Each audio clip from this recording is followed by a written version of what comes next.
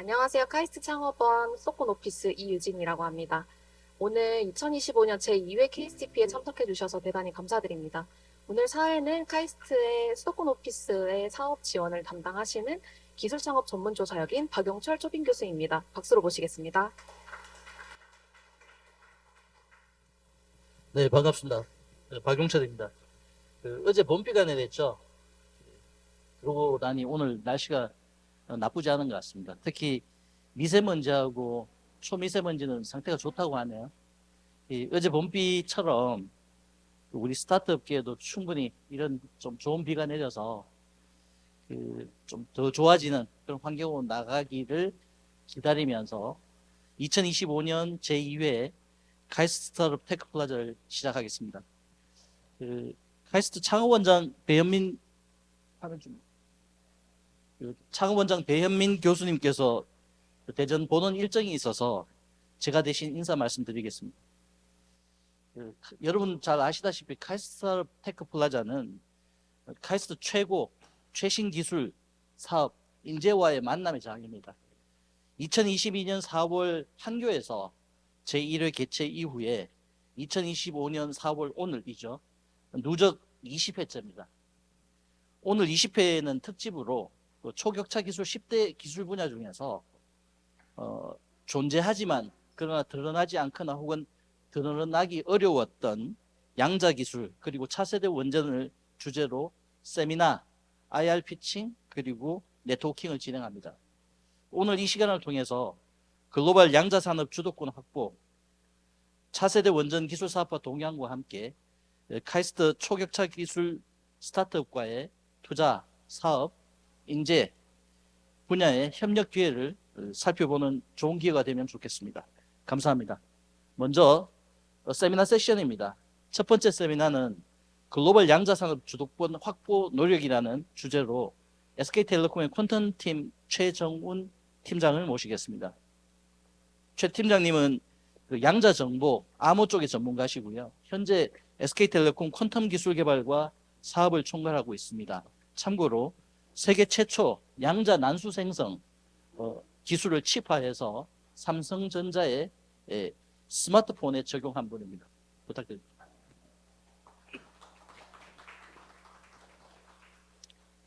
안녕하세요. SK텔레콤의 최정훈입니다.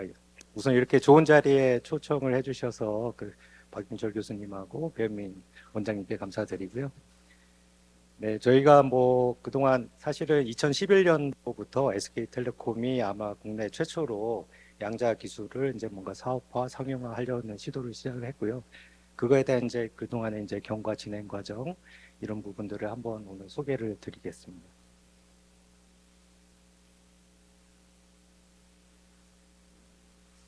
기술적인 내용하고 동향을 먼저 이제 설명을 드릴 텐데요.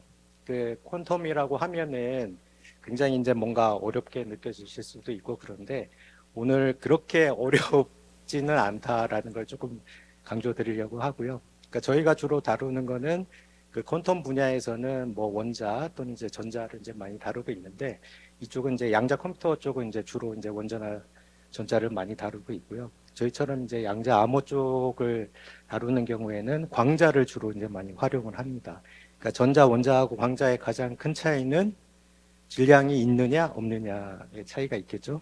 그래서 이제 저희가 하는 이제 양자 암호 쪽은 어쨌든 이제 통신하고 연관이 많이 있기 때문에 어쨌든 빛에너지를 다른 쪽으로 이제 보내야 돼서 어떤 그 원자 상태나 전자 상태는 질량이 있어서 먼 곳으로 보내기가 굉장히 사실은 어려워요. 그래서 저희는 이제 주로 이제 빛을 이용하고 있다고 보시면 될 것 같고, 기존의 이제 고전 역학에서는 구현할 수 없는 대표적인 특성들이 여기 이렇게 있는데요. 네, 여기서 이제 양자 중첩이라는 게 있고, 불확정성, 복제 불가, 얽힘 이런 게 이제 아마 퀀텀에 조금 관심이 있으면 많이 이제 들어보셨을 텐데요. 사실은 여기서 제일 중요한 게 중첩성입니다. 그러니까 0이라는 상태, 1이라는 상태는 우리가 이제 물리적으로 봤을 때 실제 명확하게 구분해낼 수 있는 그런 상태를 얘기를 하는데요. 구분해낼 수 있는 상태 두 가지가 두 가지로만 존재하는 게 아니라 그 중간 상태들이 또 같이 공존하고 있다 해서 이제 우리가 중첩성을 이제 얘기를 하고 있는데요. 사실은 이 중첩성 때문에 불확정성, 복제 불가, 얽힘 이런 게 다 설명이 되는 겁니다. 그래서 이런 중첩성이 이제 어떻게 활용이 되는가 하면은 당연히 이제 양자 컴퓨터에서 이제 많이 활용이 되고 있고요. 그리고 이제 양자 암호 분야에서 안전성을 이제 증명할 수 있는 이제 기초 기술이 됩니다. 그래서 지금 그 과기정통부에서 최근에 그 3대 게임 체인저라고 해서 그 AI 반도체, 첨단 바이오, 그리고 이제 양자를 이제 선정을 했는데요. 그래서 아마 올해부터 그리고 내년부터는 굉장히 이제 그 규모 있는 투자를 이제 정부 쪽에서 이제 해주실 것 같고요. 그래서 그 퀀텀 분야는 크게 보면 세 가지 축이 있는데 여러분들이 잘 알고 계시는 양자 컴퓨터, 그리고 이제 뭐 양자 암호 통신, 그리고 이제 양자 센싱 기술이 있는데 저희가 주로 하고 있는 거는 텔레콤이 주로 하고 있는 분야는 QKD, QRNG 또는 PQC라고 하는 그 암호 통신 관련된 부분에 이제 집중을 하고 있고요. 일부 이제 센싱 분야도 저희가 이제 응용 기술 개발하는 쪽으로 해서 하고 있습니다. 그리고 이제 양자 컴퓨터 관련해서는 최근에 저희가 이제 아이온큐라는 이제 미국 회사하고 또 이제 딜을 맺었는데요. 그래서 양자 컴퓨터도 그동안은 보지 않았는데 이제는 조금씩 들여다볼 계획을 갖고 있습니다.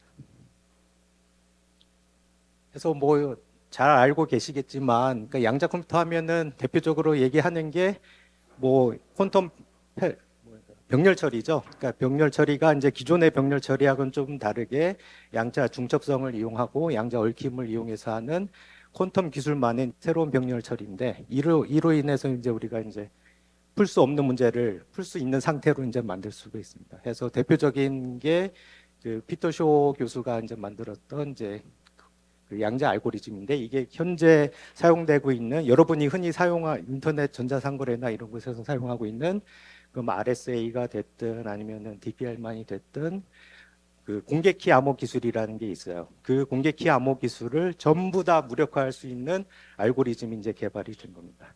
근데 이제 이게 실제 94년도에 개발을 했던 거는 그 알고리즘만 개발이 된 거고요. 이 알고리즘을 구현할 수 있는 양자 컴퓨터를 그 시점부터 지금까지 계속 개발을 해오고 있는 거고, 양자 컴퓨터 입장에서는 IBM이 이제 가장 앞서 가고 있습니다. 그래서 IBM이 재작년에 1000큐빗짜리 이제 프로세서를 이제 개발을 했었었고요. 그리고 이제 뭐 30년대 중반까지 가면은 여기 보면은 2000 논리 큐빗이라고 써져 있잖아요. 그러니까 2000개의 논리 큐빗을 만들겠다는 겁니다. 2000개라는 숫자가 1000큐빗하고 이제 좀 별 차이 없는 것처럼 느껴질 수가 있는데 여기서 말하는 2000개의 논리 큐빗이라는 거는 오류가 없는 큐빗이라고 생각하시면 돼요. 지금 말하는 1000개짜리 큐빗은 오류가 굉장히 많은 큐빗입니다. 해서 실제 의미 있게 사용하기는 이제 아직은 어려운 상태고요. 그렇지만 앞으로 이제 10년 가까이 흐르면은 2000개 정도까지는 만들 수 있을 거다라고 이제 IBM에서 로드맵을 발표를 하고 있고요. 이 숫자가 갖는 의미는 현재 사용하고 있는 그 공개키 암호 기술을 다 무력화할 수 있는 숫자입니다. 그래서 2030년 중반쯤 되면은 그 지금 우리가 흔히 사용하고 있는 인터넷 상거래나 뭐 이런 거가 굉장히 이제 어려운 상황이 되겠죠. 그러면 우리가 이제 그거에 대한 대비책을 마련을 해야 되는데 대비책을 마련하는 게 그렇게 쉽지가 않습니다. 사실은 대비책에 대한 어떤 이제 기술을 이제 개발을 해야 되는 부분도 있고요, 당연히. 그리고 그 기술을 실제 필드에 적용하는데 기간이 필요하고, 그리고 우리가 사용하는 이제 데이터의 이제 보존 연한 같은 게 있잖아요. 어떤 기술 같은 경우는 어떤 문서 같은 경우는 최소 5년 또 10년 이상 동안 우리가 이제 기밀을 유지를 해야 되는데, 그래서 선제적으로 우리가 이런 양자 컴퓨터의 위협에 대응할 수 있는 대비책을 준비를 해야 된다라는 거고요. 그래서 이제 미국에서는 가장 먼저 이제 대응책을 내놓은 게 PQC라는 겁니다. PQC는 이제 양자 역학 기반은 아니고 수학 알고리즘 기반인데요. 어쨌든 공개키 알고리즘이 무력화되면 우리가 인터넷 상거래를 못하게 되니까 그거에 대한 이제 대비책을 준비를 해야 돼서 미국에서는 이제 PQC라는 수학 알고리즘 기반의 이제 새로운 암호 체계를 이제 준비를 하고 있는 상태고요. 국내에도 똑같이 미국을 따라서 이제 뭔가 새로운 PQC 알고리즘을 개발을 하려고 하고 있는 상황입니다. 근데 PQC 알고리즘은 문제가 안전성이 증명된 기술은 아니에요. 또 언제 또 어떻게 될지 모르는 그런 위험 요인이 여전히 있고요. 그래서 결국에는 이제 양자 암호 쪽에 이제 많은 예산을 이제 각국 정부에서 이제 투자를 하고 있는데 현재까지는 아직 그 산업 활성화가 되지는 못했어요.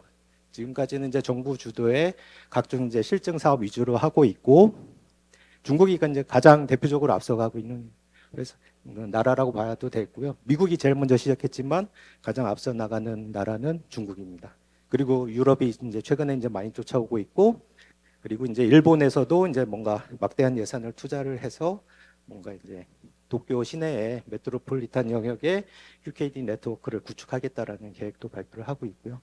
국내 같은 경우에는 그 올해 양자 전략위원회가 설립이 되었습니다. 올해가 이제 굉장히 이제 기념비적인 해인데요. 뭐 들어보셨을 수도 있을 것 같은데 양자 역학이 탄생하게 된 100주년입니다. 그래서 각국 정부에서 올해가 100주년이기 때문에 뭔가 기념비적인 그 액션을 취하려고 많이 노력하고 있는데 국내 같은 경우는 올해 6월에 이제 퀀텀 코리아라고 하는 굉장히 이제 대규모 전시 행사가 있고요.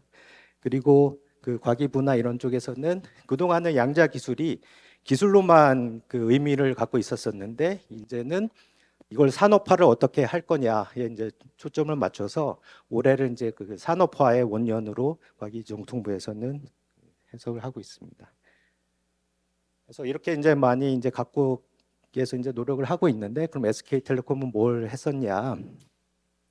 2011년도에 그 어떻게 보면 국내에서는 최초로 그 양자 기술을 개발하고자 하는 그 개발 연구 조직이 텔레콤 안에 이제 만들어졌고요. 이게 이제 민간 기업에서 이 분야에 그 진입한 거는 최초 사례라고 보시면 됩니다. 2011년 이후 벌써 이제 15년째가 다 되고 있는데요. 그동안 이제 많은 이제 이벤트들이 있었어요.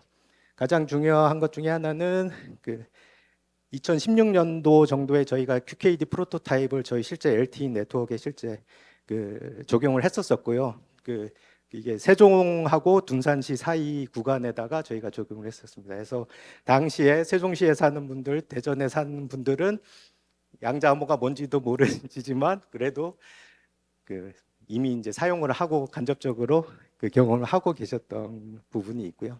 그리고 17년도에 저희가 이제 최초로 이제 QRNG 칩을 개발을 했고, 그리고 이게 몇 년에 걸쳐 가지고 노력한 끝에 2020년도에 처음으로 저희가 개발했던 QRNG 칩이 세계 최초 칩입니다. 이게 그 삼성 스마트폰 A 시리즈 퀀텀 시리즈가 있거든요. 거기에 2020년도에 처음으로 이제 탑재를 해서 이제 저희가 이제 사용을 하고 있고 해서 삼성의 퀀텀 스마트폰을 사용하시는 분들은 이미 QRNG 기술을 사용하고 계시는 거예요. 그리고 그 이후로 지금까지 이제 계속 사용을 하고 있는 상황이고요. 그리고 최근에는 저희가 그 QHSM이라고 해서 뒤에서 조금 더 설명을 드리겠지만은 양자 기술은 조금 취파한 부분이 있고 당연히 이제 PQC 알고리즘도 개발을 하고 있고요. 이미 상품화까지 됐고 QKD 기술도 그렇고 지금 이게 우리가 암호 기술이라고 하면은 그냥 사용할 수 있는 게 아니라 정부 공인기관들에서 그 내부를 들여다보고 이게 실제 안전하게 구현됐는지를 다 확인을 하셔야 돼요. 해서 지금 저희가 사용하고 있는 QHSM 그리고 이제 QKD 기술 같은 경우는 이미 이제 정부에서 그 안전성을 확인받았다 그렇게 봐주시면 좋을 것 같고요. 그리고 여기 이제 엑스퀀텀이라는 얼라이언스를 작년에 저희가 처음 시도를 해봤었는데 오늘 이 주제가 이제 어쨌든 창업 또는 이제 신규 투자 뭐 이런 거랑 연관이 있잖아요. 저희가 SK텔레콤이 저희 혼자서만 인하우스에서 모든 걸 개발하고 상품화하는 건 아니고요. 주변에 이제 다양한 중소기업들하고 같이 이제 협력하는 부분들이 있어서 그런 부분들 좀 더 말씀드리려고 합니다. 그래서 실제 이제 사례를 보면은 이게 이제 요 아까는 이제 LTE에 대해서 저희가 설명을 드렸는데 이거는 저희 5G 백본망에다가 QKD 기술을 이제 적용을 한 겁니다. 처음에는 그 서울하고 대전 구간에다가 QKD 네트워크를 구축을 했었고요. 그리고 2022년도쯤에 이거를 이제 대전하고 대구까지 이제 확장해서 그 어떻게 보면은 우리나라의 뼈대를 이루는 구간의 백본 네트워크에 저희가 사용하는 백본 네트워크입니다. 그러니까 LTE하고 5G를 동시에 수용할 수 있는 그런 백본 네트워크에 QKD 기술을 이제 적용을 해야 했고요. 그리고 또 이제 정부 과제를 통해서 국가 융합망이라고 하는 그 이것도 이제 저희 나라 이제 여기저기 이제 중요한 구간들은 이제 다 있는 국가 융합망에 QKD 네트워크를 적용을 했었고 각종 이제 정부 기관하고 그 몇몇 이제 그 민간 또는 의료 쪽에 있는 이제 기업들의 그 중요한 건물들을 저희가 이제 QKD로 이제 연결을 했고요. 그래서 실제 국내로 보면은 저희 백본망하고 이런 이제 융합망하고 또 다른 이제 그 각종 이제 국제 실증 사업 통해서 한 QKD 네트워크의 총 길이를 생각을 해보면은 1200km 이상을 저희가 연결을 했습니다. 그러니까 중국 같은 경우가 한 2000km 정도 되거든요. 그 유럽은 아직 훨씬 못 미치는 수준이고, 그러니까 국내가 이제 저희가 이제 굉장히 이제 글로벌하게 봤을 때도 QKD 기술 측면에서는 굉장히 앞서가고 있다라고 봐주시면 좋을 것 같고요. 저희가 그 앞쪽에서 중요한 이벤트 중에 하나 제가 말씀드리지 않은 게, 여기 이제 회사명을 말씀드리기가 좀 그렇긴 한데, 그 스위스에 있는 아이디 콘티크라는 회사를 저희가 그 18년도에 인수를 했습니다. 저희가 이제 퀀텀 기술을 개발을 해왔지만 또 똑같이 스위스에 있는 아이디 콘티크라는 회사도 양자 암호 기술 그리고 센싱 기술에 대해서 뭔가 그 제품을 만들고 판매하는 그런 시도들을 해왔었거든요. 그래서 저희가 IDQ를 인수를 하면서 그동안 이제 많은 투자를 했고, 저희가 갖고 있는 기술을 IDQ에 기술 이전도 하고 또 신규 투자도 더 해서 실제 현재는 아이디 콘티크라는 회사가 글로벌 넘버 원 회사입니다. 양자 암호 분야에서는. 그래서 지금 유럽에서 유로 QCI라고 하는 그 대규모 그 양자 네트워크 구축을 하는 사업이 있거든요. 거기에 1사업자가 이제 아이디 콘티크이고요. 그리고 오른쪽에 있는 거는 싱가포르에서도 저희가 했던 거랑 유사한 컨셉으로 지금 QKD 네트워크를 구축을 하는데, 여기에서도 당연히 아이디 콘티크가 1사업자입니다. 아까 이제 말씀드렸던 그 삼성 스마트폰에 저희가 2020년도부터 계속 이제 QRNG 칩을 집어넣고 있고요. QRNG 칩이 어떻게 생겼냐고 하면은 여기 작은 거 있잖아요. 저 조만한 칩이 QRNG 칩입니다. 그리고 왼쪽에 있는 거는 저희가 새롭게 만든 QHSM이라고 하는 그 하드웨어 시큐리티 모듈인데요. 현대암호 기술하고 뭐 퍼프라고 하는 이제 물리적 복제 방지 기술, 그리고 QRNG 기술, 그리고 실제 저희가 개발했던 PQC 기술까지 다 통합해서 이 안에 칩화해서 구현을 하고요. 그래서 이게 지금 다양한 단말 영역들에 이제 활용될 예정입니다. 그리고 당연히 저희가 또 PQC 알고리즘을 QKD하고 머지를 해서 하이브리드 구조로 하는 것도 이제 고려를 하고 있고요. 그리고 여기 보면은 제로 트러스트라고 하는 그 우리 보안 쪽에는 이제 방화벽 기술이 있죠. 그리고 VPN 기술이 있고, 이거를 한층 더 이제 업그레이드 시킨 새로운 그 제로 트러스트라는 기술은 저희 회사에서 갖고 있어서 이러한 다양한 기술들을 다 통합해서 하나 이제 상품으로 만드는 것을 시도를 하고 있습니다.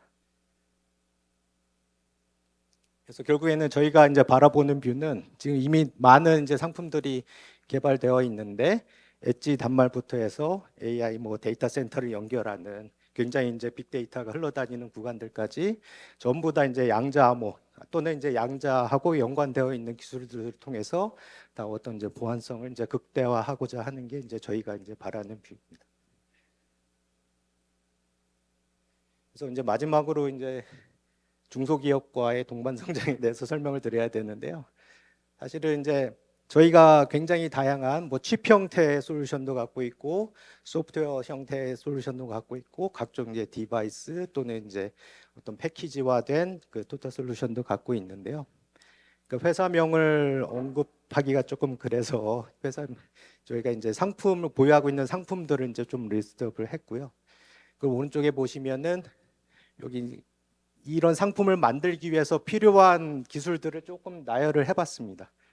그래서 이런 분야들이 전부 다 이런 상품을 만드는데 이제 필요한 거고요.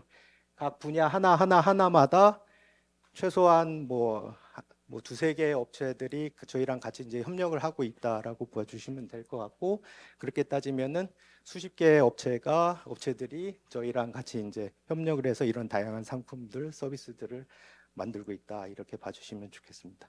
이 중에 이제 아이디 콘티크라는 회사는 글로벌 넘버원 회사가 됐고요. 그리고 여기에서 뭐 회사명을 거론드리기는 그렇지만은 몇몇 회사 역시 글로벌 탑 회사로 이제 성장을 했고, 그 기술에 대해서는 항상 이제 이 회사를 찾는 상황이 됐습니다. 왜냐면은 퀀텀이라는 게 새로운 영역이기도 하고, 이런 기술을 그 뭔가 이제 새로 개발하고 하려고 하면은 막대한 비용과 시간이 들어가거든요. 그래서 그런 거를 선제적으로 그 투자를 했느냐 안 했느냐가 굉장히 중요한데, 저희랑 같이 하면서 이제 새로운 기술들을 만들고 해서 그 회사들이 지금 글로벌에서 이제 관심을 받고 있고 굉장히 크게 성장하고 있는 상황입니다. 네, 발표는 여기서 마치겠습니다. 감사합니다. 네, 질문 받겠습니다.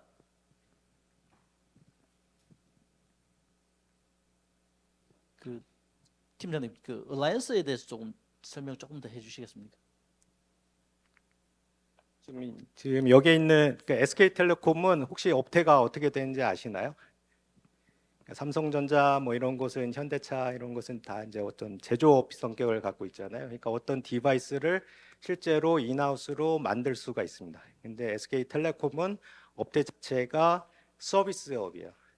그러니까 어떤 기술을 제조를 한다라기보다는 기술을 도입하고 활용해서 좋은 서비스를 제공을 하는 건데, 어쨌든 SK텔레콤은 항상 추구하는 게 기술 입장에서 봤을 때는 특히 통신 분야 입장에서 봤을 때는 글로벌 최초로 어떤 기술을 국내에서 이제 도입하고 활용하고 서비스로 런칭하는 것을 굉장히 중요하게 생각을 합니다. 그래서 저희가 하고 있는 지금 퀀텀 분야가 지금 뭐 5G나 이런 이제 통신 분야는 아니지만은 어쨌든 이 퀀텀 분야에 있어서도 글로벌 탑이 아니면은 회사 안에서 살아남기가 어려워요. 그래서 저희는 항상 기술을 선제적으로 뭔가 이제 시도를 해봐야 되는 부분들이 있고, 그걸 지난 15년 동안 해오면서 이런 다양한 상품들을 그 결과물로 만든 겁니다. 근데 그 과정에 저희가 이제 제조업 기반이 아니다 보니까 이런 관련된 모든 영역에 있어서 수많은 그 중소기업 업체 협력사 분들하고 같이 이제 함께해서 이걸 이제 개발을 해낸 거고요. 그래서 이제 얼라이언스라는 것도 그런 측면에서 저희가 한번 이쪽 퀀텀 관련된 시장에 다양한 기술들이 있는데 이런 생태계를 한번 뭔가 활성화될 수 있는 그런 이제 분위기를 한번 만들어 보자. 꼭 저희랑 같이 하지 않더라도 여기 관련된 협력 회사 분들이 서로 또 협력하시면서 또 새로운 아이템도 만들 수 있으니까요. 그래서 그런 차원에서 한 해 한번 장을 만들어 보자 해서 이제 한번 시도를 해봤었던 거고요. 네, 아직은 부족합니다. 엑스퀀텀은 계속 운영이 되고 있는 거죠? 예, 아직은 많이 부족합니다. 사실은 지금 계속 분야가 많고 하다 보니까 수많은 새로운 이제 저희랑 같이 협력하는 분들이 참여를 하고 싶어하는 부분도 있고요. 또는 또 이제 다른 쪽으로 가고 싶은 부분도 있고 해서 아직은 정착이 안 된 상태고. 그렇지만 어쨌든 저희가 수많은 이제 중소 그 업체 분들과 뭔가 새로운 기술 리더십을 갖기 위해서 협력하고 있다. 그런 부분들은 좀 좋게 봐주시면 좋겠습니다. 네, 고맙습니다. 제가 그 질문이 있어서 안녕하세요. 제가 과기정통부에서 뵀었습니다. 임완입니다. 그 기술 벤처에 투자하는 투자자 입장에서 볼 때 산업화 시키자는 노력이 이제 이 100주년 기념해서 굉장히 전 세계적으로 일고 있는데, 그 안에서 우리나라에서 특히 이 부분을 리딩하고 계신 SK 관점에서 이런 부분에 이런 분야, 특히 아까 말씀해주신 이런 분야 플러스 알파로 해서 투자는 절실히 좀 빨리 이루어지면 좋겠다라고 되는 데가 있으시면 좀 집어주시면 참고하겠습니다. 네. 어떻게 보면 이제 퀀텀이라는 분야가 컴퓨팅하고 그 양자암호 기술하고 센싱 이렇게 크게 세 가지로 나눌 수가 있는데요. 이 중에서 가장 상용 기술에 근접해 있는 게 양자암호 기술이고, 가장 인기가 많은 기술은 양자 컴퓨팅 기술입니다. 그래서 정부 쪽에서 보셨을 때는 가장 인기가 많은 중요하다고 생각하시는 그 양자 컴퓨터 쪽에 지금 많이 이제 집중해서 이제 투자하시려고 하는데, 이게 이제 양자암호 분야 같은 경우는 이미 어느 정도 상용화까지 이미 이제 상품들도 있으니까요. 그래서 이제 더 발전할 수가 있는데 아직 산업화가 됐다고 보기는 어렵거든요. 왜냐하면 시장이 없습니다. 그러니까 좋은 기술은 만들었는데 정부가 이제 뭔가 이제 발해서 이렇게 해온 것도 있지만 어쨌든 민간 입장에서도 이런 투자를 하면 좋겠다 해서 많이 이제 끌고 온 부분이 있거든요. 그래서 이제 뭔가 이제 산업화의 목전에 있는데 아직은 시장이 없기 때문에, 그래서 정부가 조금 더 제도나 그러니까 공공기관이나 국방 이런 쪽에서 이 중요한 기술을 쉽게 가져다 쓸 수 있게 제도나 이제 정책들을 이제 좀 더 준비를 해주시면 좋겠고요. 어쨌든 정부가 이제 보안 기술 측면에서 봤을 때 뭐 KCMVP가 됐든 보안 기능 확인서가 됐든 이 퀀텀 분야의 다양한 상품들에 대해서 저희가 그런 인증까지 다 받아놓은 상태입니다. 그러니까 기관에 도입하는 데는 큰 문제가 없고 이미 기준을 아마 이렇게 충족하는 데가 없을 거예요.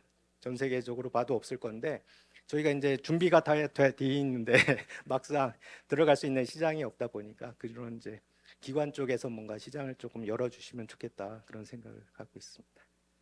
네, 고맙습니다. 시간 관계상 여기까지 하고요. 마치고 네트워크 시간을 활용해서 같이 살펴보시면 고맙겠습니다. 최 팀장 고맙습니다. 네, 감사합니다. 그, 조금 전에 장표 보여드렸던 부분은 스타트업 중소기업분들이 많이 참여하셔서 이 분야에서 협력을 했으면 하는 그런 바람에서 제가 자료를 좀 보여드렸고요. 다음은 두 번째 세미나는 차세대 원전 기술 사업화 동향입니다. 한국원자력연구원의 안광형 부장님이십니다. 안 부장님은 카이스트 졸업 후에 삼성중공업에 근무하셨고요. 현재는 3세대 원자로죠. 경수형 소형 모듈 원자로 개발을 총괄하고 계십니다. 예, 안녕하세요. 저는 원자력연구원의 경수형 SMR 개통기술 개발 부장을 맡고 있는 안광현이라고 합니다. 반갑습니다. 네, 오늘 저기 뜻깊은 자리에 이렇게 초대해 주셔서 감사드리고요. 박영철 교수님께서 오늘 여기서 차세대 원전에 대해서 좀 소개해 달라고 요청을 주셨습니다. 그래서 저는 오늘 그 중에서도 SMR이라는 기술에 대해서 소개를 해 드리려고 합니다. 차세대 원전하고 SMR이 동의어냐라고 하면 그렇지는 않습니다. 같은 말은 아닌데 현재 국내외 원자력계 동향이나 연구 목표를 봤을 때 현 시점에서는 차세대 원전이 SMR이라고 동의어라고 봐도 사실은 크게 무리가 없을 것 같습니다. 저희 연구원에는 한 5개의 연구소가 있습니다. 그 중에서 제가 이렇게 몸담고 있는 선진 원자로 연구소가 바로 다양한 차세대 SMR들을 개발하는 연구소입니다. 저는 그 중에서도 경수형 타입의 SMR을 개발하는 경수형 SMR 개통기술 개발부를 총괄하고 있습니다. 사실 그러다 보니까 최근에 이제 SMR 관련해서 여기저기 세미나나 이제 강연을 할 일이 많은데요. 오늘 이 발표 준비가 조금 어려웠습니다. 왜냐하면 평소 때 제가 발표하는 것하고 이 청중 분들도 너무 다르고요. 왜냐하면 거기 주로 이제 한전, 한수원 이런 데에서 굉장히 근엄한 분위기에서 발표를 하거나 아니면 또 이 기술에 관심 있는 학생들 이런 분들이 대상이었는데 오늘은 좀 이 기술이 생소하실 수도 있고 또 크게 관심이 없으실 수도 있는 분들을 대상으로 짧은 15분 안에 지금 벌써 1분이 지나서 큰일 났습니다. 15분 안에 말씀을 드려야 돼서 조금 어떤 발표를 드릴까 고민을 많이 하고 왔습니다. 저는 오늘 이제 SMR이 왜 각광을 받는가, 왜 SMR이 뭔가 이런 부분을 다 배제하고요. 그런 거는 사실 인터넷에 찾으면 나오기 때문에 실제로 개발을 하는 입장에서 창업 씬에 계시는 분들이나 아니면 투자하시는 분들께서 이런 기술에 좀 관심을 가져주시고 이런 좀 개발이 같이 이루어졌으면 좋겠다 하는 그런 좀 말씀을 좀 드리려고 합니다. 그래서 좀 먼저 SMR에 대해서 간략히 소개해드리고 현재 이제 기술 개발 현황이 어떻게 돼 있는가를 말씀드리겠습니다. 차세대 원전을 얘기하려면 당연히 이제 9세대가 뭔지 그러면 현 세대가 뭔지를 먼저 좀 정의를 할 필요가 있을 것 같습니다. 1세대 원전은 말 그대로 원자력 에너지를 이용해서 그냥 전기를 생산했던 세대입니다.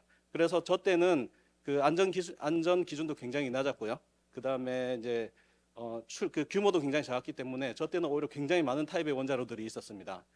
제가 방금 이제 많은 타입이라고 했는데 원자로를 타입을 구분하는 방법이 이제 여러 가지가 있는데 그 중에 가장 대표적인 게 핵 분열 에너지를 받아서 필요한 곳에다가 열 에너지를 전달하고 다시 돌아와서 핵 연료를 식히는 냉각제를 뭘로 쓰는가로 구분을 합니다 주로. 그래서 저 때는 냉각제를 물로도 쓰고 헬륨으로도 쓰고 소듐으로 쓰고 여러 가지 타입이 있었습니다. 근데 이제 2세대로 가면서 이제 대형화가 필요했습니다. 이제 실제로 이제 전력망을 구성을 해야 되기 때문에 그래서 대형화에 성공한 거는 그 중에서 이제 물을 쓰는 타입이었습니다. 그래서 이제 가압 경수로 비등형 경수로 혹은 중수로 같은 이제 물을 쓰는 타입들이 주류를 이루어서 2세대 원전이 세대를 이제 개발이 됐습니다. 그다음에 이제 3세대 원전은 거기서 좀 더 이제 안전성이 높아진 케이스입니다. 2세대 원전은 주로 이제 능동형 안전 개통이라고 부르고 3세대는 일부 개통들이 수동형이 된다고 표현을 하는데 그게 무슨 의미냐면 능동형이라 하면 어떤 이제 원자로에 사고가 발생했을 때 그거를 처리하기 위해서 사람이 개입을 해서 뭔가 액션을 해줘야 되는 게 능동형 안전 개통입니다. 근데 이제 3세대로 오면서 몇 가지 개통들은 사람들이 아무런 액션을 하지 않아도 안전한 방향으로 진행되게 하는 수동형 타입들이 많이 이제 도입이 됩니다. 그 다음에 개량 3세대는 더 많은 타입들이 이제 수동형 안전 개통이 되고요. 그래서 안정성과 견조성이 높아진 경우입니다. 그리고 4세대 원전은 처음에 1세대 원전에서 썼던 다양한 타입의 냉각제들이 다시 적용되고 있습니다. 왜냐하면 이제 그동안 기술력도 많이 높아졌고요. 그 다음에 이제 오히려 이제 대형화보다는 다시 소형화에 대한 니즈들이 있기 때문에 4세대에서는 다시 다양한 타입들의 원자로들이 개발되고 있습니다. 그래서 저희 원자력계에서 부르는 차세대는 사실 저 4세대입니다. 4세대인데 저거는 저희 원자력계의 사이클 특성상 20년 후 혹은 나중에 우주에 갈 때 뭐 이럴 때를 대비한 기술들입니다. 그래서 저는 여기서 조금 더 주목했으면 하는 부분은 요 3세대 뒤쪽 부분입니다. 저희가 지금 현재 여기 있는 게 아니고 여기 있기 때문에 현재 그 국내에서 개발하고 있는 혹은 또 해외에서 개발하고 있는 SMR들도 여전히 3세대 타입의 그 경수형을 사용한 타입이 많이 개발되고 있습니다. 그래서 SMR은 그럼 이 중에 어떤 세대냐? SMR도 마찬가지로 물을 쓰는 3세대 타입과 그 외에 기타 냉각제를 쓰는 4세대 타입이 있습니다. 저는 여기서 이제 경수형 타입의 SMR들에 조금 더 관심을 가져주십사 하는 오늘 발표를 드리겠습니다. 그 IAEA에서는 그 2년에 한 번씩 SMR 카탈로그라는 거를 발행을 합니다. 거기 보면은 전 세계적으로 개발되고 있는 SMR들이 쭉 나열이 되어 있습니다. 거기는 이제 챕터를 구성하고 있는데요. 총 6개의 챕터가 있는데 이렇게 타입별로 6개를 구성하고 있습니다. 아까 저희가 저희 연구소에서 이제 다양한 타입의 차세대 원자로들을 개발하고 있다고 말씀드렸는데 이 육각형 하나하나가 저희 각 부서라고 보시면 됩니다. 저 각각을 개발하는 부서들이 있고 저는 이 위쪽에 동그라미 표시한 저기 경수형 타입의 원자로 SMR을 개발하고 있습니다. 이제 순서가 좀 거꾸로 됐는데 그럼 SMR이 뭐냐? SMR을 정의하는 방법은 굉장히 다양합니다. 근데 가장 쉽게 구분할 수 있는 방법은 출력, 그러니까 규모입니다. 규모. 비교를 위해서 좀 참고로 말씀드리면 저희가 아랍에미리트에 수출한 그 대형 원전이 1,400메가와트입니다. 그걸 기반으로 생각을 해보시면 300메가와트급까지가 SMR이라고 부릅니다. 그래서 출력이 대형 원전에 비해서 뭐 10분의 1에서 한 10분의 몇 정도로 작은 원자로를 의미한다라고 생각하시면 사실상 맞습니다. 미국 에너지부에서는 700메가와트급까지를 SMR이라고 저기하기도 합니다. 근데 어쨌든 그냥 작은 타입의 원자로라고 생각을 하시면 됩니다. 그 아까 말씀드린 SMR 그 IAEA에서 발행하는 SMR 카탈로그가 2년에 한 번씩 발행을 하는데요. 이게 어떤 의미냐면 아까 말씀드린 그 6개 타입의 원자로가 2022년에는 예를 들면 제일 첫 번째 그 육상형 경수형 원자로는 25개가 2022년 판에 실려 있었었는데 지금 그중에 14개가 사라지고 11개만 남아있고 3개가 또 새롭게 추가돼서 현재 14개가 실려있다는 얘기입니다. 그런 식으로 모든 타입들을 보시면 여전히 활발하게 개발하고 없어지고 실패하고 그러고 있는 중입니다. 그러니까 굉장히 활발하게 개발되고 있는 기술이고 위에 2개가 3세대 원전이잖아요. 그래서 이제 3세대 원전도 여전히 굉장히 활발하게 개발되고 있는 여전히 차세대 원전이다라고 보시면 됩니다.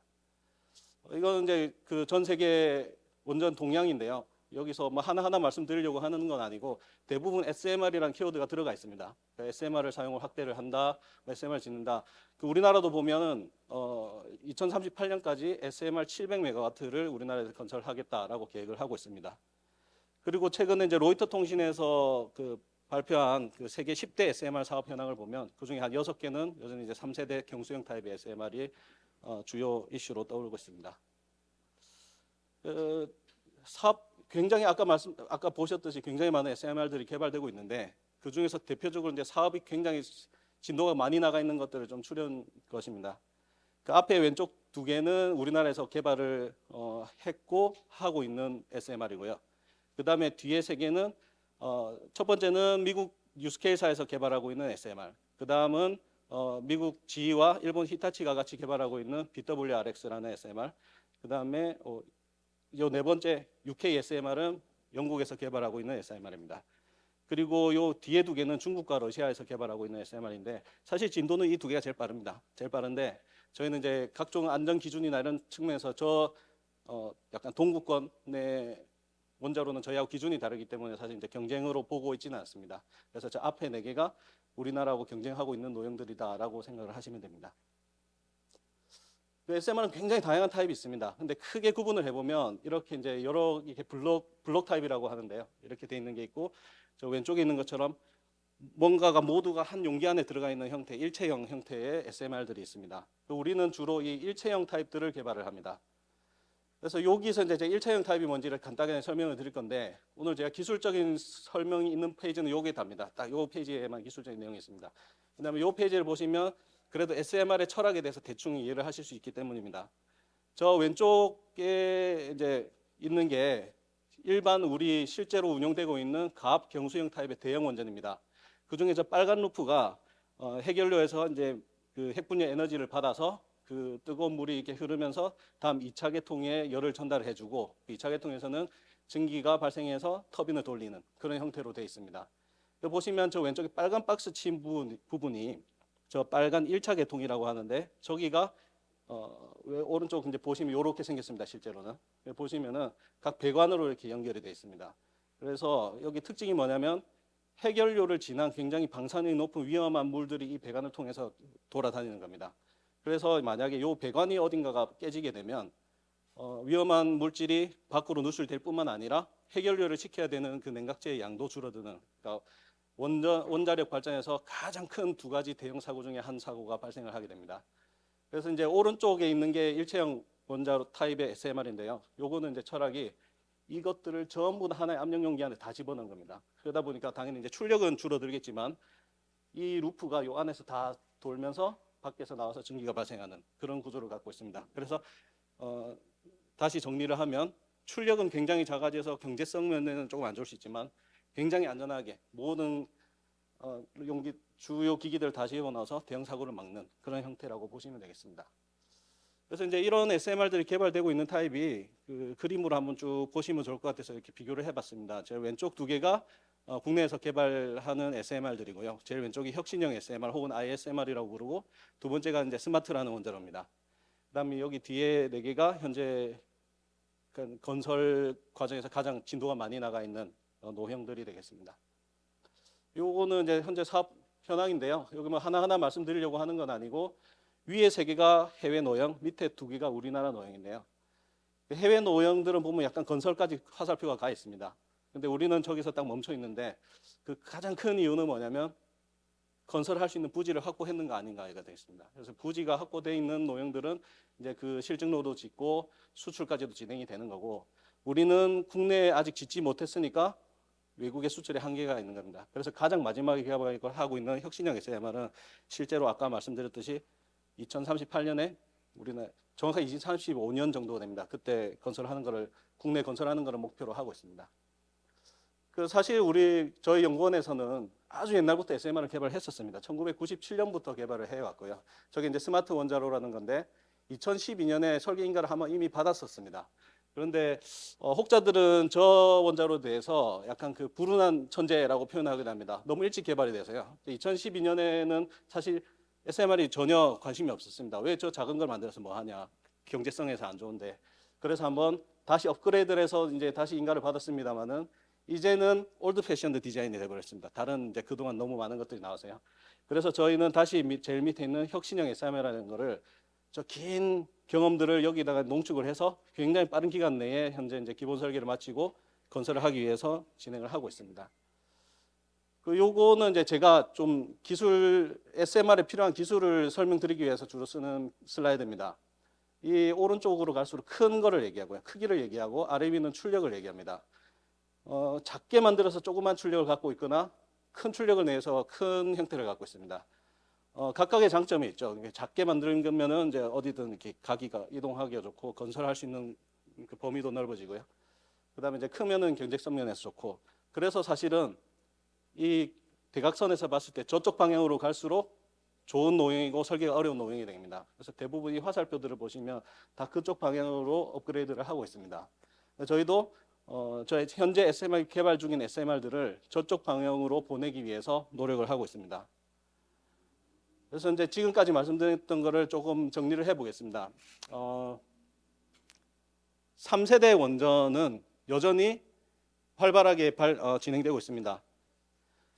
그렇기 때문에 저희가 여전히 3세대 원전은 개발이 진행이 되고 있고, 다양한 타입, 경수형 SMR, 그다음에 대형 원전까지도 신규 개발이 되고 있다. 그리고 아까 말씀드렸던 대로 이쪽 방향, 컴팩트한 디자인을 하기 위해서 새로운 제일 필요한 게 검사, 제조, 로봇 기술들이 많이 필요합니다. 그 기술들이 있어줘야 저희가 컴팩트하게 설계를 할 수가 있습니다. 그래서 지금 사실 기존에는 대형 원전에 어떤 새로운 기술을 진입하기 굉장히 어려웠습니다. 절대 안 받아줬거든요. 근데 지금 새로운 기술들을 막 개발해야 되는 욕구가 있다 보니까 새로운 기술들이 차라리 빨리 들어와줬으면 하는 입장입니다. 오히려 이제 굉장히 보수적인 규제기관, 원안위 이런 쪽에서도 법규를 개정을 통해서 새로운 기술들이 빨리 들어오게 하고 있는 분위기입니다. 그래서 어느 때야말로 지금이 이쪽 원자력계에 새로운 기술을 집어넣기가 좋은 시기라고 생각이 되고요. 가장 마지막에 제가 이제 마지막으로 드리고 싶은 말씀은 저희가 현재 그 각종 원자력 개발은 주로 정부나 공공기관 위주로 진행이 되고 있습니다. 그래서 새로운 노형을 개발하기 위한 킥오프 미팅을 가보면 항상 그 사람들이 앉아 있습니다. 한 손에 그 사람. 그래서 처음에 가면은 서로 안부 묻고 시작하는 게 일입니다. 그런데 그러다 보니까 뭐 그 사람들 머리에서 나오니까 항상 비슷한 노형들이 나옵니다. 그리고 또 이제 정부 주도다 보니까 뭔가를 성공하려는 욕구보다는 실패하지 않으려는 욕구가 더 많습니다. 혹시 실패했을 때 이제 내가 책임져야 되는데, 그래서 근데 미국이나 이런 데 보면은 사실 이제 해외 엔지니어링 업체들이 굉장히 민간에서 혁신적으로 막 기술들을 개발을 하고 있다가 적절한 타이밍에 시장에 들어오고 이런 것들이 많이 있습니다. 그런 걸 보면 제가 굉장히 부러웠거든요. 그래서 저희도 좀 민간 내에서 저희와 같이 발맞춰서 설계하고 엔지니어링 할 수 있는 업체들이 많이 생겼으면 좋겠다는 부탁을 드리면서 발표를 마치겠습니다. 감사합니다. 네, 고맙습니다. 질문 받겠습니다. 부장님 17페이지 한번 띄워봐 주시겠습니까? 여기요. 제가 그 차세대 원전을 다루기가 존재하되 드러나지 않거나 드러내기 힘들었다고 표현을 드렸는데 어디에 용기를 얻었나 하면 바로 이 포인트입니다. 두 번째, 세 번째 신기술 조금 전에 검사 장비나 로봇 분야도 좀 필요하다라고 말씀 주셨고 특히 그간의 공공 주도에서 이제 민간도 좀 개방 협력 차원에서 좀 돌아야 될 타이밍이다라고 해주셔서 용기를 얻고 모셨거든요. 그래서 요 포인트는 꼭 좀 살펴주셔서 검사 쪽이나 로봇 쪽 그리고 민간 쪽에서 차세대 원전 쪽으로 조금 그래도 컨버전스를 살펴볼 수 있는 쪽이면 대형이 됐든 중소형이 됐든 스타트업이 됐든 가리지 않고 안광영 부장님한테 연락드리면 되는 거죠? 예, 맞습니다. 예. 사실 어떤 기술이 좀 더 개발됐으면 좋겠고 어떤 업체가 있으면 좋겠다도 상세히 말씀드리고 싶지만 시간 관계상 제가 그냥 진짜 이렇게 키워드만 집어넣어놨습니다. 그래서 언제든 연락 주시면 제가 많은 말씀을 드릴 수 있습니다. 네, 고맙습니다. 박수로 좀. 네, 온라인 질문 들어와서 읽어드리겠습니다. SMR과 함께 나노 뉴클리어 등에서 MMR도 개발하고 있는 걸로 알고 있는데 기술 및 시장성 측면에서 두 개를 간략히 비교해 주시면 감사하겠습니다. 그 MMR이라고 하셨죠? MMR은 여기 초소형 원자로를 의미합니다. SMR은 스몰 모듈러 리액터고요. 여기 MMR은 마이크로 리액터인데 사실 제가 이쪽은 기술 개발 주도를 하고 있지 않습니다만은 제가 바라보는 이 MMR은 굉장히 미래의 꿈의 기술입니다. 여기 그림이 있을 텐데 여기 제일 아래쪽에 보시면 초소형 원자로라고 표현을 하고 있는데요. 주로 지금 개발하고 있는 목표들을 보면 나중에 우리 우주에 갈 때 쓰는 어떤 뭐 원자력 전지라든지 그런 쪽 기술에 주로 이제 개발이 되고 있고요. 그래서 저기는 약간 개념 설계 단계라고 볼 수 있고 이쪽으로 갈수록 이제 사업화가 실제로 되고 있고 검증이 된 기술들, 이쪽으로 갈수록 도전적인 기술들이라고 보시면 됩니다. 그래서 MMR은 개발하고 있는 건 맞습니다. 학계에서도 하고 있고 연구원에서도 하고 있는데 아직은 연구 차원의 미래를 위한 기술들이라고 좀 보시면 될 것 같습니다. 네, 고맙습니다. 박수 될 겁니다. 다음은 두 번째 세션 IR 피칭입니다. 첫 번째 차세대 원전 분야의 MSI 랩스의 이강헌 대표입니다. 2025년 하반기에 프리A 진행 예정이고요. 글로벌 탑10 차세대 원전 설계사를 목표로 해서 그 창업한 연구원 창업 기업입니다. 네, 안녕하십니까. 오늘 발표를 맡게 된 주식회사 MSI 랩스 이강헌입니다. 저희는 글로벌 탑10 차세대 원전 엔지니어링 컴퍼니를 목표로 회사를 운영하고 있습니다. 네, 다음은 두 번째 양자기술 분야의 OAQ 이덕영 대표입니다. OAQ는 2025년 연말 시드 시작 예정이고요. 양자 소부장 기업입니다. 원자 기반으로 양자셀 개발 수출 지금 하고 있고요. 특별히 양자 센서까지 개발하려고 하는 딥테크 기업입니다. 네, 안녕하세요. OAQ 이덕영입니다. 저희는 이름에서도 알 수 있듯이 빛과 원자 그리고 양자를 이용해서 이제 사업을 하는 주식회사 OAQ입니다. 자세한 저희 사명에 대한 것은 추후에 다시 한번 설명을 드리도록 하겠습니다. 가장 먼저 저는 8년 전에 이제 학부를 마치고 홍콩과기대에서 이제 원자를 처음 접했습니다. 그리고 나서 국방과학연구소에서 공군 중위로서 복무를 했고 또한 표준년 거쳐서 현재 물리학과 박사과정을 카이스트에서 진행을 하고 있습니다. 카이스트에서 제가 물리학과 박사과정을 진행하면서 이 우리나라에 정말 좋은 기술들이 많고 이를 사업화하는 것들이 많은데 이런 기술도 뿐만이 아니라 이것들이 정말 사업화가 되기 위해서는 핵심 부품들이 중요하다는 것을 많이 깨닫게 되었습니다. 특히 국방과학연구소에서의 원자 스핀 자유로라는 것을 이제 독자 개발하고 이제 성공하는 데 있어서 하나의 역할을 진행했었는데 이때야말로 제가 정말 사업화를 해서 이런 좋은 기술들을 빠르게 이제 우리나라에 접목할 수 있으면 좋겠다라는 생각을 하게 되었습니다. 이러한 시작을 바탕으로 이제 아이코어라는 과기부 프로그램도 진행해서 우리 시장에 나갔을 때 정말 우리 아이템이 먹힐 수 있겠다라는 생각까지 진행을 해서 이제 작년 7월에 OAQ를 설립하게 되었습니다. 사명에서 알 수 있듯이 OAQ는 각각 빛 그리고 원자, 양자에 대한 이야기입니다. 그래서 저희가 이제 빛을 이용하고 원자를 이용해서 정말 퀀텀 솔루션까지 가는 것을 목표로 하고 있습니다. 그 중에서도 오늘 제가 발표를 준비하면서 왜 최근에 양자에 이렇게 많은 집중을 하고 있는지에 대한 생각을 해봤습니다. 근데 생각보다 답은 간단했던 것 같습니다. 보이지 않던 것을 보이게 할 수 있는 것이 양자의 매력이자 양자가 갖고 있는 힘이라고 생각하고 있습니다. 우리가 볼 수 없으면 애초에 이걸 임프루먼트 할 수 없었지만 이제 양자를 통해서 볼 수 있게 되기 때문에 산업 구조가 바뀌고 볼 수 있기 때문에 우리가 생각하는 구조가 바뀔 것이고 볼 수 있기 때문에 이 전체 산업 패러다임을 바꾸고 기술 경쟁 구도까지 바꿀 수 있다고 생각을 하고 있습니다.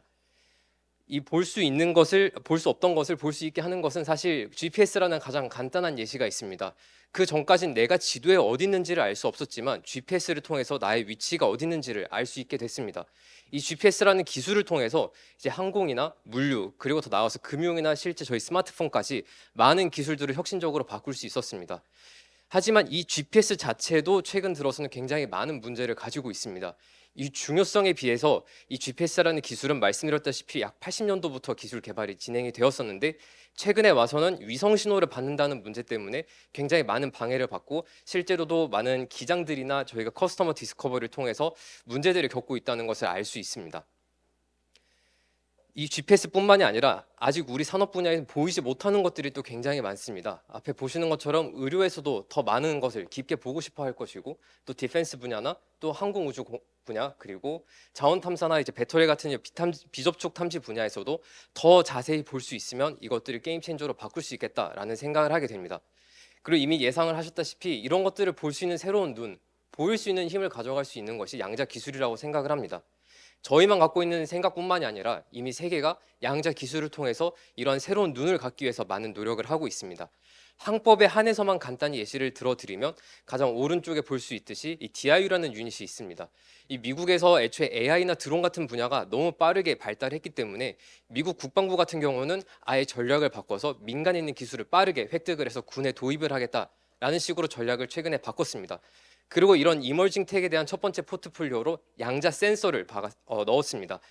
우리가 흔히 아까 양자 통신도 많은 산업화가 진행이 됐고 양자 컴퓨팅에 대한 꿈도 많이 꾸고 있지만 이 양자 센서라는 부분은 정말 TRL이 최근 들어서 굉장히 많이 높아졌고 이 군에서 도입을 결정할 수 있을 정도로 이제 정말 시장이 곧 열릴 거라고 저희는 생각을 하고 있습니다.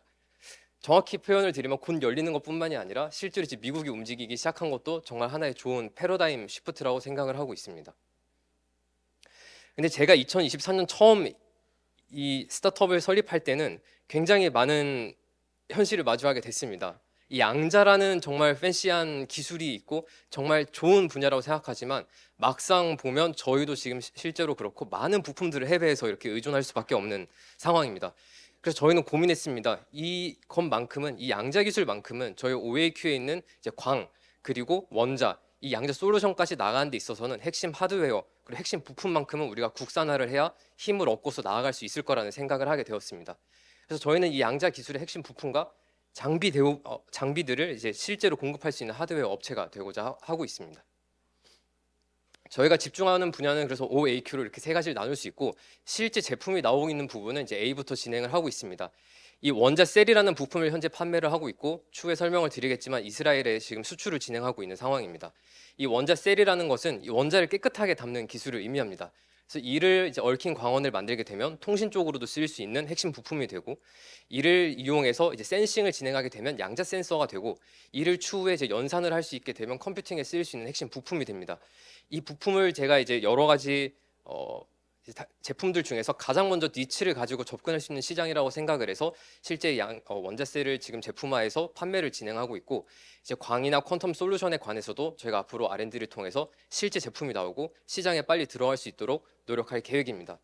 특히나 앞서서 SKT 오늘 발표해서 이제 엑서 얼라이언스 같은 프로젝트도 말씀을 드렸는데 저희가 갖고 있는 기술들뿐만이 아니라 이를 정말 제품화할 수 있고 UI, UX까지 갖출 수 있는 여러 스타트업과 중견 업체들이 하나의 퀀텀 에코시스템을 만들어야 실제 시장으로 갈 수 있다고 저희는 믿고 있습니다.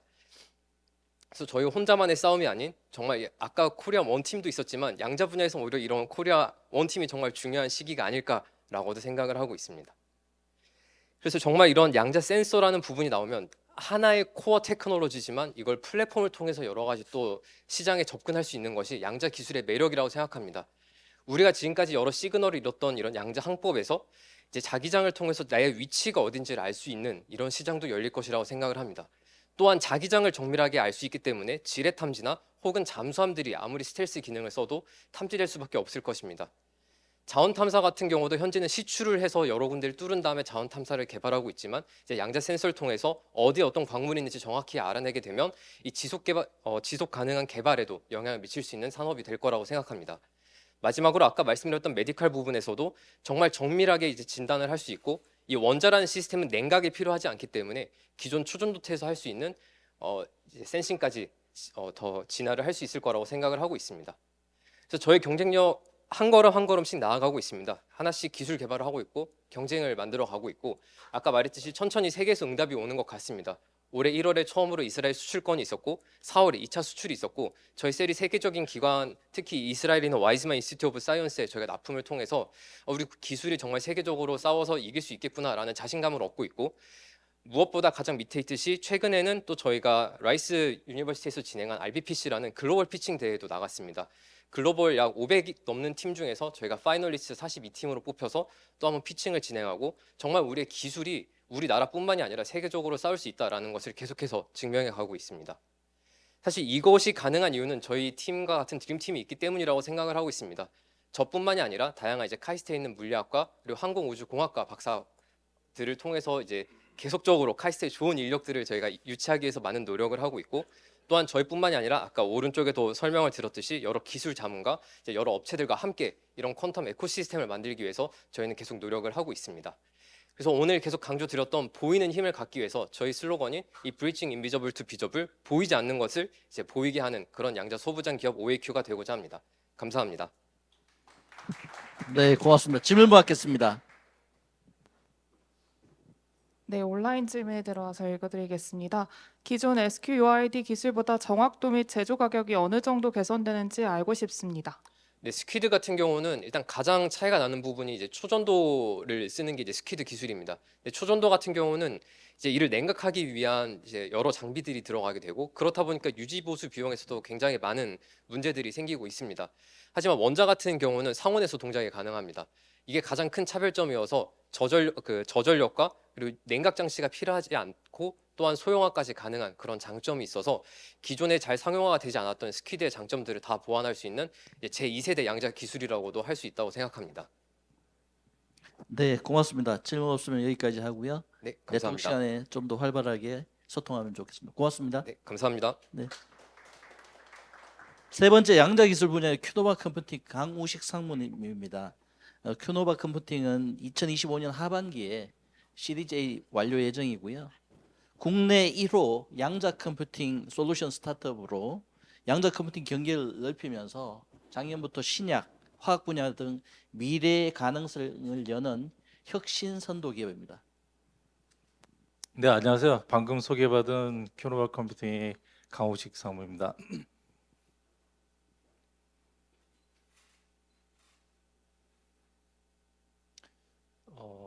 지금 뭐 사회자께서 1호 기업이라고 그랬는데 1호인지 자세히 모르겠지만 1호답게 저희가 이제 사업을 잘 해야 되는데 저희 큐노바 컴퓨팅은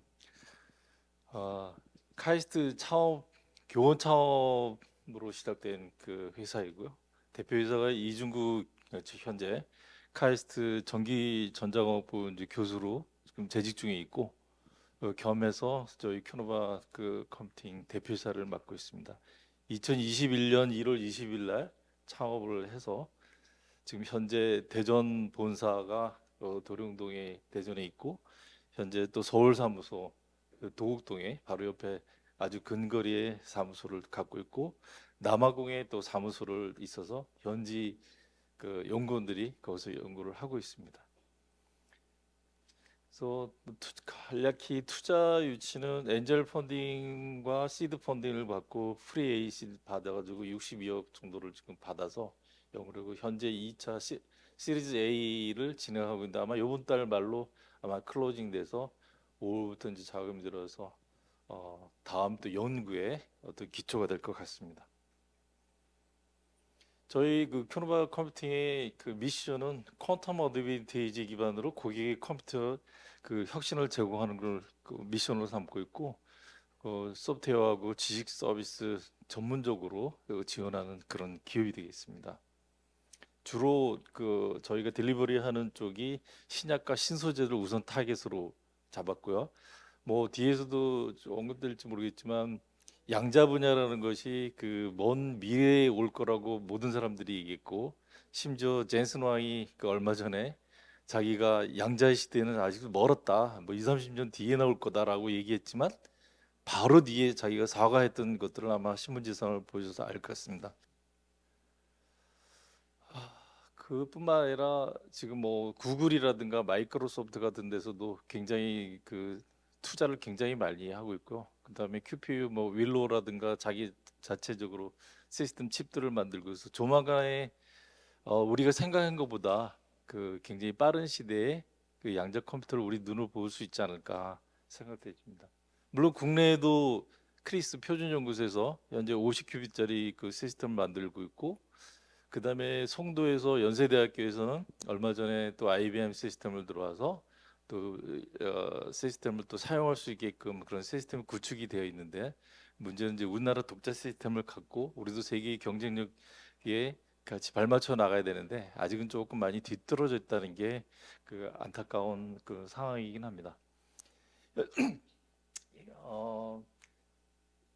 양자 컴퓨팅의 그 특징이 그 중첩, 얽힘 등 앞에서도 뭐 다른 그 발표자께서 얘기해 주셨듯이 그 양자역학적 성질을 이용해서 큐비트가 하나가 증가됨에 따라서 컴퓨터의 그 성능이 2배씩 그 늘어나게 됩니다. 그래서 이게 지금 현재 양자 컴퓨팅을 하는 그 구현하는 기술들이 다양하게 여러 가지들이 있는데 초전도 처방식, 이온 트랩, 뭐 원자 트랩, 광양자 컴퓨터, 양자 어닐러 뭐 이런 방식들이 지금 경쟁을 하고 있고요. 이 중에서 가장 앞선 것은 이제 IBM의 그 시스템이 있지만 그다음에 IQM, 리기텍, 그다음에 이온 트랩에서 뭐 또 주식 투자하는 분들도 많이 관심 갖고 있는데 그 한국인 그 교수가 CTO로도 있었고 지금 이제 물러나셨지만 그 아이온큐 같은 데서도 굉장히 유명세 우리 널리 알려져 있는 그런 기업입니다. 물론 이 5가지 그 큰 카테고리 각자 다른 방식들의 양자 컴퓨터를 진화하지만 어느 게 성공할지 상업적으로 성공할지는 아직은 모르겠지만 지금은 이제 IBM이 가장 앞선 상황 같고요. 그다음에 컴퓨터의 기술 진보를 보면 CPU부터 GPU, QPU인데 저는 이걸 보면서 굉장히 좀 제가 85년 1월에 S그룹에 입사를 해가지고 286 컴퓨터를 가지고 작업을 했습니다. 근데 현재 지금 슈퍼컴퓨터를 능가하는 그 QPU를 양자 컴퓨터를 가지고 논한다는 게 41년 만에 286에서 양자 컴퓨터를 얘기하는 세대를 지금 제가 살면서 굉장히 저 스스로도 놀라워하고 있습니다. 어떻게 이렇게 변할 수 있을까? 근데 이거보다 뭐 더 생각보다 더 빨리 발전될 것 같은데 40큐비트 정도면 슈퍼컴퓨터를 능가한다고 하는데 사실 한 50큐비트만 되면은 현재 슈퍼컴퓨터를 능가해서 어떤 작업들을 할 수 있다고 그 알려져 있습니다. 60큐비트가 되면은 산업 응용의 모든 분야에 그 쓸 수 있게 되고 300큐비트가 되면은 우주의 모든 입자를 계산할 수 있는 능력으로 그 발전하게 됩니다.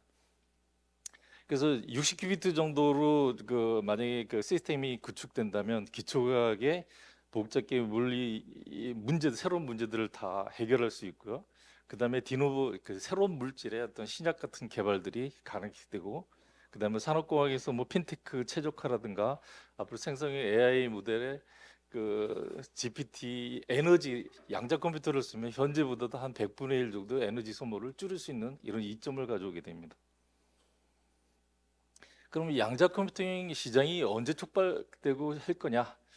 근데 현재 지금 양자 컴퓨터가 만들어지고 있는데 NISQ 컴퓨터라고 그래가지고 노이즈를 포함하고 있는 컴퓨터입니다. 완전한 양자 컴퓨터는 아니죠. 근데 지금 궁극적으로는 폴트 토런트 퀀텀 컴퓨터가 돼야 되는데 그거는 이제 지금의 타임 시점으로 보면 조만간에 그 각 기업들이 뭐 어나운스는 합니다만 그때 이제 가봐야 알겠고 궁극적으로 저쪽을 지향해서 그 가고는 있는데 그 큐노바가 갖고 있는 장점은 뭐냐면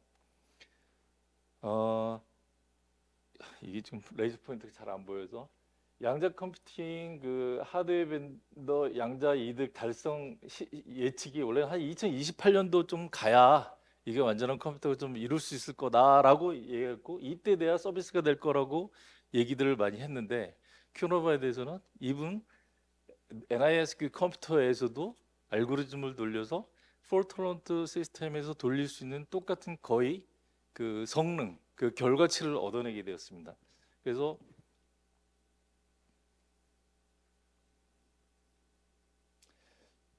큐노바의 양자 컴퓨팅 사업 영역은 크게 이제 저희가 밀키웨이하고 펄사라는 그 제품으로서 그 사업을 하고 있는데 그 물류 공정 최적화라든가 신소재, 신약, 뭐 최적화 이런 이슈들 하얗게 하이라이트된 저런 영역들 저거 이제 커버하게 되고요. 양자 소프트웨어 개발 툴을 현재 세계에서 많이 공급하고 있는 곳들은 이제 아까 IBM이 가장 큰 회사라고 하는데 IBM의 키스키 그 펑션이 있어서 거기서 약 한 60만 가입자 이런 사람들이 R&D 연구하는 사람들이 그 IBM 시스템을 이용하고 있고 그다음에 뭐 페니레인이라든가 그 마이크로소프트 그다음에 AWS 아마존의 그 브라켓 서비스를 이용해서 양자 서비스를 지금 받고 있습니다. 그럼 큐노바의 양자 이득은 그 무엇을 말하는가?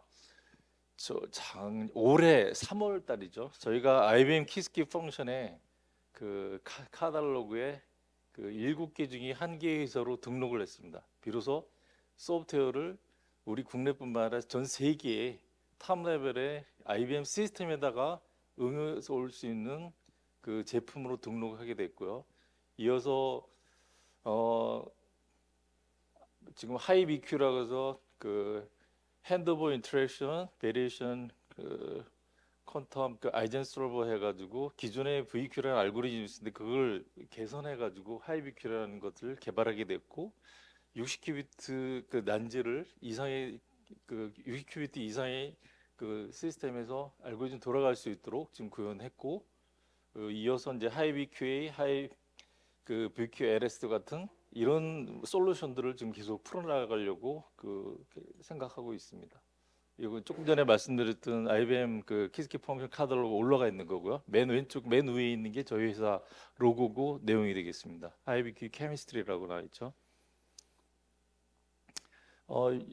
저희가 구현했던 거를 작년이죠. 2024년도 세계 최초로 실시간으로 퀀텀 코리아 24 작년에 IQM 시스템하고 실증 물려가 현장에서 실제 양자 컴퓨터를 돌려서 알고리즘 돌려서 저희 원하는 값을 실시간으로 뽑아낸다는 걸 실증했습니다. 올해도 퀀텀 코리아 2025에서 아마 또 다른 업그레이드된 버전으로 아마 발표를 하게 될 것 같은데 기존의 시스템이 100시간 이상 걸리던 거를 저희 알고리즘 올려서 40분 이내로 해결했던 그런 내용이 되겠습니다.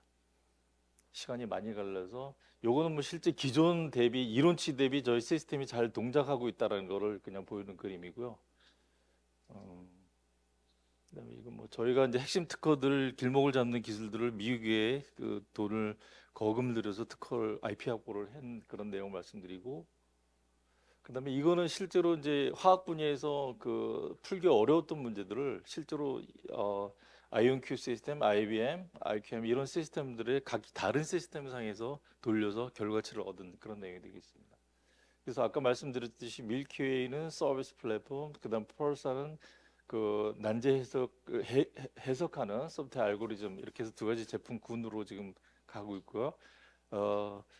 앞으로 이런 모델에서 계속적으로 그 저희가 신소재 디자인과 신약 디자인 쪽 서비스를 할 수 있는 제품들을 낼 계획입니다. 넘어가고요. 뭐 이건 큐노바의 이제 마지막인데 처음 2021년 1월부터 시작해서 중간에 펀드도 받고, 그다음에 프레이, 그다음에 기술 보증에서 같이 인정받아서 유테크밸리 보증도 받았고, 그다음에 이제 60큐비트 규모의 분자 정확한 에너지 해석하는 거를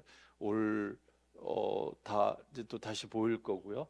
이렇게 해서 큐노바 컴퓨팅이 국내에서뿐만 아니라 전 세계적으로 유명한 기업이 되고, 또 저희뿐만 아니라 우리 지금 국내에서 양자 컴퓨팅 하는 많은 기업들이 이제 새로 만들어지고 있는데, 오늘 이 자리도 뭐 그런 일환일 거라고 생각되는데, 서로 협력할 분야들은 협력하고 또 경쟁할 것들은 선의 경쟁을 통해서 이런 분야들이 더 발전되는 기회가 됐으면 좋겠습니다.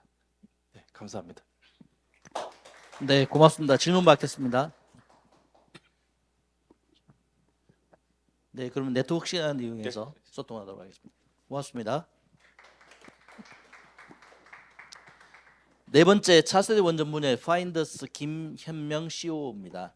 현재 프레이 진행 중이고요. 산업용 혁신 초음파 장비 진단 자동화 솔루션 개발하고 있는 전문 기업입니다. 원자력 연구원 창업 기업이기도 합니다. 네, 소개 감사합니다. 공동 창업자 김현명입니다. 저희는 초음파 장비를 만들고요. 진단 자동화 소프트웨어를 개발하는 회사입니다. 앞서 부장님이 얘기하신 대로 차세대 원전에는 새로운 소재 부품하고 공정 기술이 적용될 예정에 있습니다. 예를 들어 기존의 발전소 구조물 같은 경우에 크게 하나로 만들어 가지고 이제 소위 이제 깎아서 만드는 형태를 했다면, 이번 이제 차세대 원전부터는 3D 프린팅처럼 파우더를 활용해서 형상 자체를 만들려고 하고 있고요. 용접 기술 같은 경우에도 새로운 용접 기술을 적용해서 기존에 3개월 이상 걸리던 공정을 일주일 이내로 절감하려는 노력도 하고 있는 상황입니다. 그래서 같은 소재도 다른 공정을 적용하면 미세 조직이 바뀌면서 성능도 바뀌고요. 그리고 기존의 발전소의 해결료 연료봉 같은 경우에도 얇은 겉에다가 표면에 얇은 금속 코팅을 입혀서 사고 저항성을 높이는 등 혁신적인 소부장 기술을 적용해서 차세대 원전을 현실화하는 데 많은 연구 개발이 진행되고 있습니다. 그래서 그런 걸 검사하는 여러 스타트업 기업도 있으시고요. 그래서 이렇게 빠르게 진행되고 있는 4차 산업혁명에 맞춰서 사실 비파괴 검사와 앞서 언급드렸던 제로 기술, 두 기술 간의 융합이 꼭 필요한 상황입니다. 여러 솔루션을 제공할 수 있을 거라고 저희는 생각하고 있고요.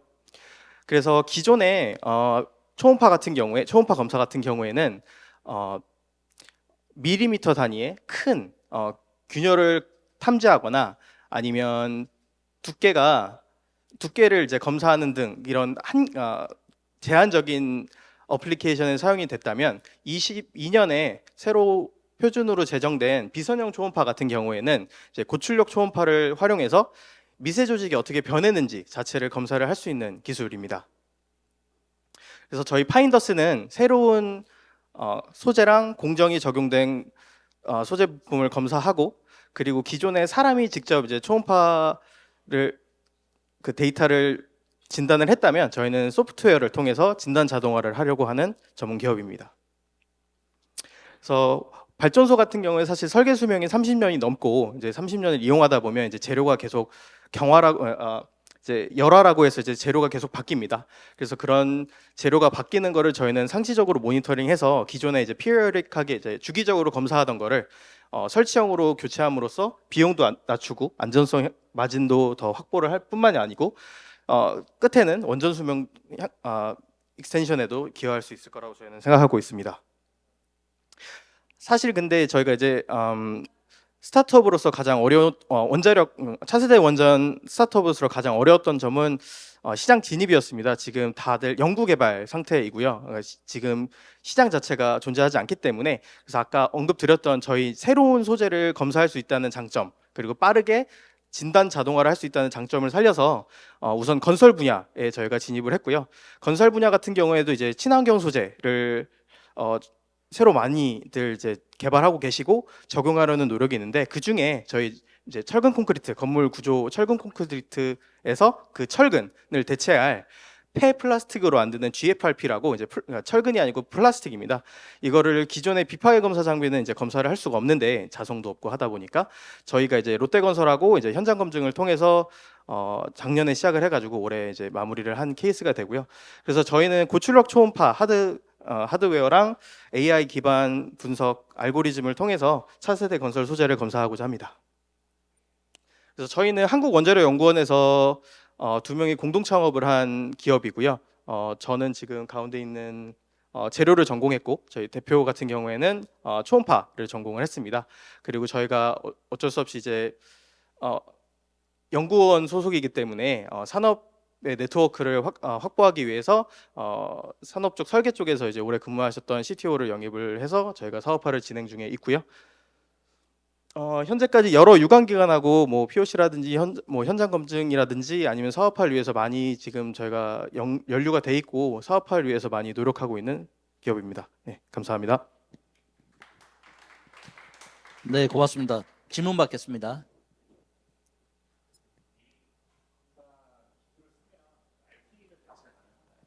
네, 저희가 궁극적으로 하고 싶은 게 RT를 대체하는 것도 맞고요. 네, RT가 그러니까 방사선 검사 같은 경우에는 산업 현장에서 사용되기에는 여러 가지 제약들이 많습니다. 그래서 글로벌적으로 봤을 때도 RT의 시장 그 성장성도 지금 뭐 몇 년째 계속 멈춰 있는 상황이고요. 그래서 그러다 보니까 범용성이 높은 초음파가 현재 매출로 봐도 그리고 이제 범용성으로 봐도 현재 글로벌리 비파괴 검사 장비에서는 가장 큰 포션을 차지하고 있습니다.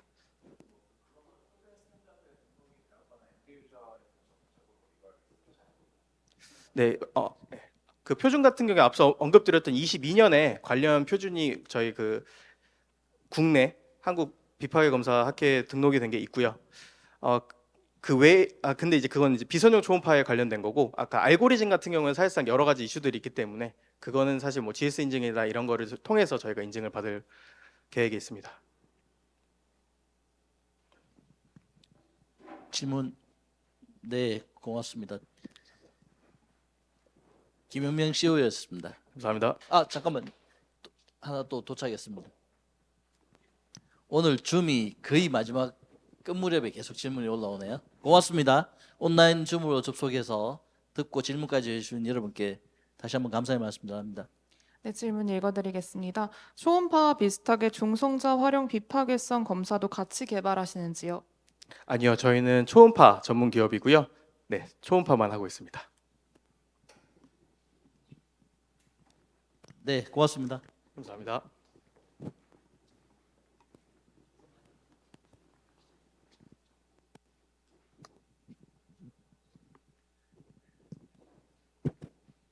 네, 이제 서서히 마무리를 좀 하려고 하는데요. 오늘 좀 어떠셨어요? 처음 오신 것 같은데 괜찮으셨습니까? 네, 오늘 랩업은 카이스트 창업원장 배현민 교수님을 대신해서 제가 하겠습니다. 감사 말씀하고요. 안내 말씀 두 가지를 드리고자 하는데요. 먼저 감사 말씀입니다.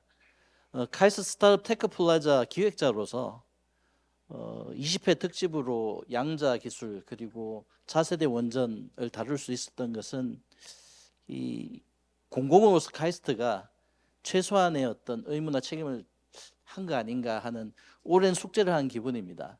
그래서 특별히 오늘따라 오늘 참석해 주신 SK텔레콤 그리고 한국원자력연구원 그리고 카이스트 스타트업 4개사한테 굉장히 고맙다는 말씀을 좀 전하고 싶고요. 그리고 온오프라인에 참여해 주신 분들 특별히 그렇게 흥미롭지 못한 주제일 수 있는데 참여해 주시고 또 질문해 주셔서 너무 고맙습니다.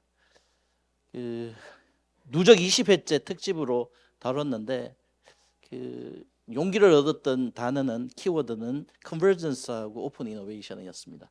그래서 오늘 이 자리를 통해서 이 시간을 통해서 양자 기술 그리고 차세대 원전 분야도 일반 초격차 기술 분야와 상호 협력할 수 있는 그런 계기가 됐으면 하는 바람이 있습니다.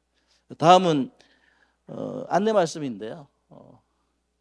카이스트스타트업 스케일업 매칭 랩을 제가 운영하고 있습니다. 목적은 카이스트 스타트업 중에서 스케일업에 필요한 특별히 투자, 사업, 인재 분야에 매칭해서 비즈니스적으로 좀 확장할 수 있는 것을 돕는 그런 활동을 하고 있는데요. 저희가 작년 11월에 오늘 참여하시고 계시는 루닛 백성우 의장을 모시고 카이스트 스타트업 스케일업 커뮤니티를 저희가 시작했습니다. 목적은 투자 사업 인재 분야 중에서 특별히 사업 협력을 강화해서 이 어려운 시기를 좀 돌파를 하자라는 그런 생각을 가지고 시작했는데요.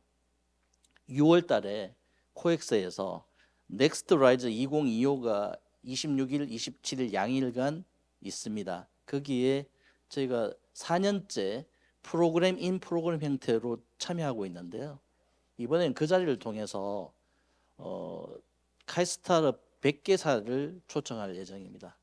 그리고 투자사 20여 개사, 창업 학생 동아리들 한 20여 명과 함께 카이스트 스타트업 스케일업 서밋이라고 저희가 402호에서 6월 26일 오전 10시부터 진행하고요. 오후에는 상호 협력 또는 IR 피칭을 좀 1대1로 가지고자 합니다. 그래서 혹시 이 자리에 참석하셨거나 아니면 이 영상을 보시는 분들 중에서 팁스가 선정되었거나 시리즈 A 전후 100억 밸류에이션 그리고 200억 밸류에이션 그리고 300억 초과되는 밸류에이션의 카이스트스타트업 분들은 제게 연락 주시면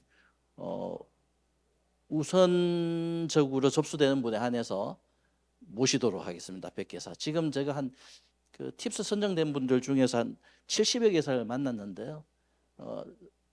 자리는 한 3, 40개 정도 남아 있습니다. 그래서 이 영상을 보시거나 오늘 이 자리를 통해서 소문을 들으시는 분들은 제게 연락 주시면 초대해서 6월에 뵙도록 하겠습니다. 안내 말씀 마쳤고요. 이제 서서히 마무리를 하고자 하는데요. 오늘 준비된 세미나 그리고 IR 피칭 마무리했고요. 이제부터는 네트워킹 시간입니다. 여러분 보시기에 뒷자리에 계시는 오늘 세미나 주관해 주셨던 분하고 IR 피칭을 담당해 주셨던 분들이 뒷자리에 계시는데요. 가셔서 개별적으로 네트워크하시고 이 자리를 충분히 활용하셔서 참석자 간 네트워킹 하시면 좋을 것 같습니다. 저는 여기에서 마무리하고요. 6월 26일 코엑스에서 뵙도록 하겠습니다. 이상 박용채 됐습니다. 고맙습니다.